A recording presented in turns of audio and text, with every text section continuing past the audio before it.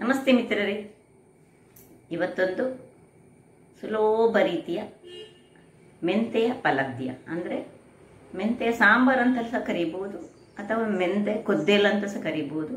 ಆದರೆ ಕೊದ್ದೇಲು ಹೇಳುವಾಗ ಅದಕ್ಕೆಲ್ಲ ವೆಜಿಟೇಬಲ್ಸ್ ಬೇಕಾಗ್ತದೆ. ಇವತ್ತಿನ ನನ್ನ ಒಂದು ರೆಸಿಪಿಗೆ ಏನೇ ಒಂದು ವೆಜಿಟೇಬಲ್ಸ್ ಬೇಡ, ಅದು ಒಂದು ಅರ್ಧ ನೀರುಳ್ಳಿ ಇದ್ರೂ ಸಹ ಸಾಕಾಗ್ತದೆ. ಹಾಗಾದರೆ ಒಮ್ಮೊಮ್ಮೆ ನಮ್ಮ ಹತ್ರ ಏನು ವೆಜಿಟೇಬಲ್ಸ್ ಇಲ್ಲದಾಗ ಮಾಡುವಂತಹ ಒಂದು ರುಚಿಕರವಾದ ಆರೋಗ್ಯದಾಯಕವಾದ ಒಂದು ಸಾಂಬಾರು ಅಂತ ಹೇಳ್ಬೋದು. ಯಾರಿಗೆ ಈ ಸಕ್ಕರೆ ಕಾಯಿಲೆ ಉಂಟು ಅಂಥವರಿಗೆ ಸಹ ಹೇಳಿ ಮಾಡಿಸಿದಂಥದ್ದು. ಅಲ್ಲದೆ ಇದನ್ನು ಹೆಚ್ಚಾಗಿ ನಾವು ಈ ಹೆರಿಗೆಯಾದ ನಂತರ ಹೆರಿಗೆಯಾದ ತಾಯಿಗೆ ಇದನ್ನು ಕೊಡ್ತೇವೆ ನಾವು. ಹಾಗಿರುವಾಗ ಯಾರೆಲ್ಲ ನನ್ನ ಚಾನಲನ್ನು ನೋಡ್ತಿದ್ದೀರಿ, ಯಾರೆಲ್ಲ ಇನ್ನೂ ಸಬ್ಸ್ಕ್ರೈಬ್ ಮಾಡಿಲ್ಲ, ದಯವಿಟ್ಟು ಸಬ್ಸ್ಕ್ರೈಬ್ ಮಾಡಿ ಸಪೋರ್ಟ್ ಮಾಡಿ ಅಂತ ಹೇಳುತ್ತಾ ಬನ್ನಿ ಈ ರುಚಿಕರವಾದ ಮತ್ತು ಆರೋಗ್ಯಕ್ಕೆ ಬಹಳ ಉತ್ತಮವಾದ ಈ ಒಂದು ಸಾಂಬಾರು ಅಥವಾ ಪಲಾದ್ಯ ಹೇಗೆ ಮಾಡುವುದಂತ ನೋಡೋಣ. ನಮಸ್ತೆ ಮಿತ್ರರೇ, ಇವತ್ತು ನಾವೊಂದು ಮೆಂತೆಯ ಕೊದ್ದೇಲು, ನಾವು ಕರಾವಳಿಯಲ್ಲಿ ಮಾಡುವಂತಹ ಮೆಂತೆ ಸಾಂಬಾರು, ಇದನ್ನು ಹೆಚ್ಚಾಗಿ ನಾವು ಈ ಹೆರಿಗೆ ಆದವರಿಗೆ ಕೊಡ್ತೇವೆ. ಅಥವಾ ಯಾರಿಗೆಲ್ಲ ಈ ಸಕ್ಕರೆ ಕಾಯಿಲೆ ಉಂಟು ಅಂಥವರು ಸಹ ಇದನ್ನು ಹೆಚ್ಚಾಗಿ ಈ ಅನ್ನದೊಂದಿಗೆ ಅವರು ಅನ್ನ ಸೇವಿಸುವಾಗ ಸ್ವಲ್ಪ ಇದನ್ನು ಯೂಸ್ ಮಾಡ್ಕೊಳ್ಬೋದು.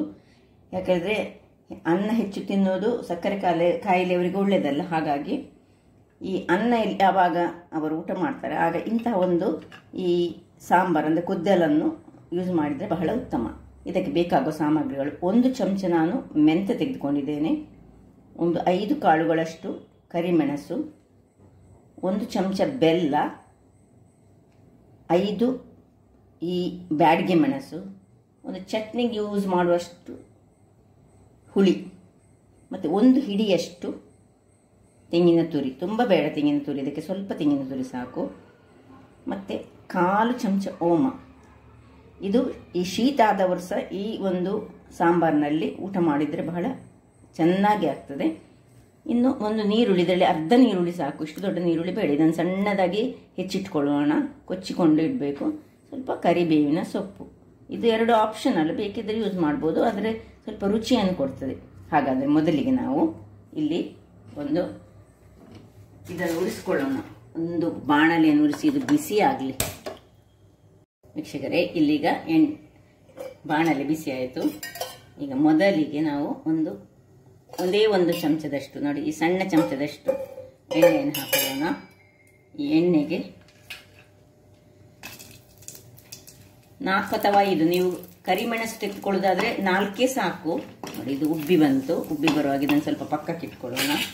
ಈಗ ಮೆಂತೆ ಸಣ್ಣ ಉರಿ ಇರಲಿ, ಮೆಂತೆ ಕರಗಬಾರ್ದು, ಕಹಿ ಆಗಬಾರ್ದು. ಮೆಂತೆ ನೋಡಿ, ಸ್ವಲ್ಪ ಮೆಂತೆ ಕಲರ್ ಬರುವಾಗ, ಇದು ಹೆಚ್ಚು ಮಾಡಲಿಕ್ಕಿಲ್ಲ. ಈ ಒಂದು ಓಮ ಹಾಕೊಂಡಿದ್ದೇನೆ. ಓಮ ಹಾಕ್ಕೊಂಡು ಒಂದು ಕರಿ ಲೀವ್ಸನ್ನು ಸ್ವಲ್ಪ ಇದನ್ನು ಸಾಕು, ಇಷ್ಟೇ. ಇಷ್ಟು ಆಫ್ ಮಾಡ್ಕೊಳ್ಳೋಣ. ಈಗ ಆಫ್ ಮಾಡಿದ ಮೇಲೆ ಇದಕ್ಕೆ ನಾವು ಈ ತೆಂಗಿನ ತುರಿ ಏನುಂಟು ನೋಡಿ, ಇದಕ್ಕೆ ಹಾಕೊಳ್ಳೋಣ.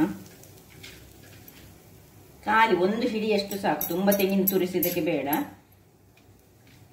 ಇನ್ನು ಸ್ವಲ್ಪ ಹಳದಿಯನ್ನು ಇದಕ್ಕೆ ಹಾಕೊಳ್ಳೋಣ.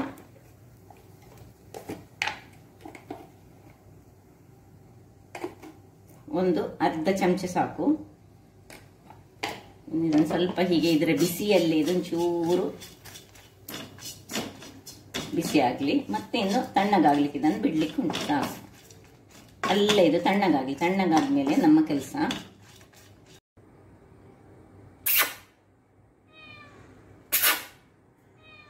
ಇಲ್ಲಿ ನೋಡಿ, ನಾನು ಯಾವಾಗಲೂ ವಿಡಿಯೋ ಮಾಡುವಾಗ ಕೂಗುವ ಬೆಕ್ಕು ಇದೆ.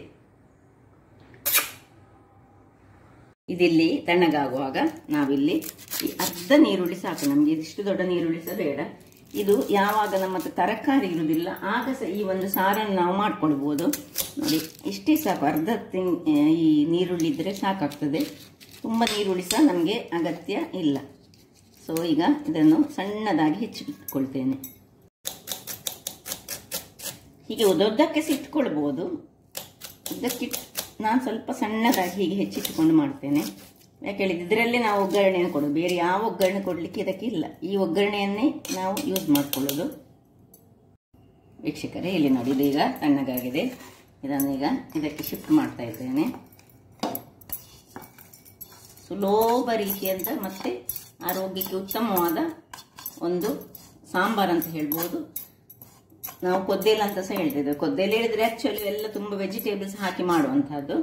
ಆದರೆ ಇದು ಒಂದು ರೀತಿಯ ಹೆರಿಗೆಯಾದವರಿಗಂತ ಬೆಸ್ಟ್. ಇದಕ್ಕೆ ಸ್ವಲ್ಪ ಈಗ ನಾನು ನೀರನ್ನು ಹಾಕ್ಕೊಳ್ತಿದ್ದೇನೆ.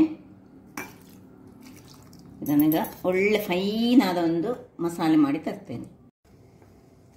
ವೀಕ್ಷಕರೇ, ಇಲ್ಲಿ ನೋಡಿ, ಒಳ್ಳೆ ಫೈನ್ ಆದ ಪೇಸ್ಟ್, ಮಸಾಲ ಪೇಸ್ಟ್ ರೆಡಿ ಆಯಿತು. ಈಗ ಇದನ್ನು ಪಕ್ಕಕ್ಕೆ ಇಟ್ಕೊಳ್ಳೋಣ. ಇಲ್ಲಿ ನೀರುಳ್ಳಿ ರೆಡಿ ಉಂಟು. ಇಲ್ಲಿ ಒಂದು ಗ್ಯಾಸನ್ನು ಉರಿಸಿಕೊಂಡು ಒಂದು ಬಣಾಲೆಯನ್ನು ಇಟ್ಕೊಂಡಿದ್ದೇನೆ. ಅದಕ್ಕೆ ತುಪ್ಪ, ಇಲ್ಲಿ ರೆಡಿ. ಒಗ್ಗರಣೆ ಆಪ್ಷನಲ್, ನಿಮಗೆ ಬೇಕಿದ್ರೆ ಕೊಡ್ಬೋದು. ಆದರೆ ಯಾರಿಗೆ ಹೆರಿಗೆಯಾದವರಿಗೆ ಮಾತ್ರ ಈ ತುಪ್ಪವನ್ನೇ ಯೂಸ್ ಮಾಡ್ಕೊಳ್ಬೇಕು ನಾವು ಯಾವಾಗಲೂ. ಸ್ವಲ್ಪ ಒಂದು ಅರ್ಧ ಚಮಚ ಅಥವಾ 1 ಚಮಚದಷ್ಟು ಹಾಕೊಂಡು, ಇದರಲ್ಲಿ ಈ ನೀರುಳ್ಳಿಯಲ್ಲಿ ಅರ್ಧ ನೀರುಳ್ಳಿ ತೆಗೆದುಕೊಂಡದ್ದು ನಾನು. ಇದರಲ್ಲಿ ಅರ್ಧ ಭಾಗದಷ್ಟು ಇದಕ್ಕೆ ಹಾಕೊಳ್ತಿದ್ದೇನೆ. ಹಾಕೊಂಡು ಉರಿ ಸಣ್ಣದಿರಬೇಕು. ಇನ್ನು ಒಗ್ಗರಣೆಯ ಸೊಪ್ಪನ್ನು ಸ್ವಲ್ಪ ಸರಿ ಕ್ರಷ್ ಮಾಡ್ಕೊಂಡು ಹಾಕೊಳ್ಳೋಣ. ಇದೊಂದು, ಇದಕ್ಕೆ ಬೇರೆ ಏನು ಒಗ್ಗರಣೆ ಕೊಡ್ಲಿಕ್ಕಿಲ್ಲ, ಇದೇ ಒಗ್ಗರಣೆಯನ್ನು ಕೊಡ್ಕೊಳ್ಳೋದು ನಾವು.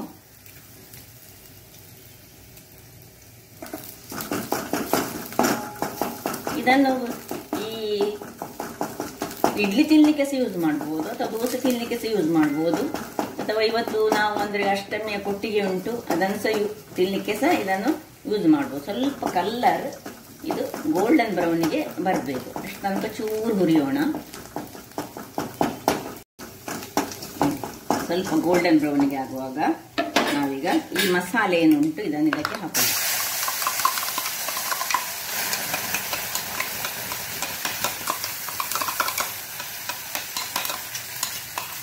ಎಲ್ಲ ಮಸಾಲೆ ಹಾಕಿ ಒಮ್ಮೆ ಒಗ್ಗರಣೆಗೆ ಮಿಕ್ಸ್ ಮಾಡ್ಕೊಳ್ಳೋಣ.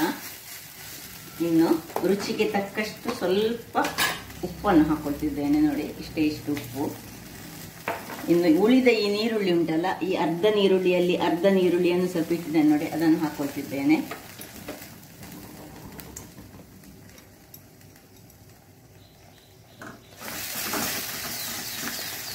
ಇನ್ನು ನಿಮಗೆ ಎಷ್ಟು ನೀರು ಬೇಕು ನೋಡಿ, ಸ್ವಲ್ಪ ಇಲ್ಲಿ ಇದಕ್ಕೆ ನೀರನ್ನು ಹಾಕೊಂಡು 1 ಗ್ಲಾಸ್ನಷ್ಟು, ನಾನು ಗ್ರೈಂಡ್ ಮಾಡುವಾಗ ಅರ್ಧ ಗ್ಲಾಸ್, ಈ ಗ್ಲಾಸ್ನಲ್ಲಿ ಅರ್ಧ ಗ್ಲಾಸ್ ನೀರನ್ನು ಯೂಸ್ ಮಾಡಿದ್ದೇನೆ. ಈಗ ಇದನ್ನು ಸ್ವಲ್ಪ ನೀರು ಮಾಡ್ಕೊಳ್ಳೋಣ. ತುಂಬ ದಪ್ಪ ಸಹ ಬೇಡ, ತುಂಬ ನೀರು ಸಹ ಬೇಡ. ಇದು ಸಹ ತುಂಬ ದಪ್ಪ ಆಗಿದೆ. ಈಗ ಇದಕ್ಕೆ ಸ್ವಲ್ಪ ನೀರನ್ನು, ಇನ್ನು ಸ್ವಲ್ಪ ನೀರನ್ನು ಹಾಕೊಳ್ತಿದ್ದೇನೆ ನಾನು. ಹಾಕೊಂಡು ಒಮ್ಮೆ ಉಪ್ಪನ್ನು ಚೆಕ್ ಮಾಡುವ ಮೊದಲು ನಾವು ಏನು 1 ಚಮಚಗಳಷ್ಟು ಬೆಲ್ಲ ಹಾಕೊಳ್ತಿದ್ದೇನೆ. ಬೆಲ್ಲ ಹಾಕಿ ಮತ್ತೆ ಉಪ್ಪನ್ನು ಚೆಕ್ ಮಾಡ್ಕೊಳ್ಳೋಣ.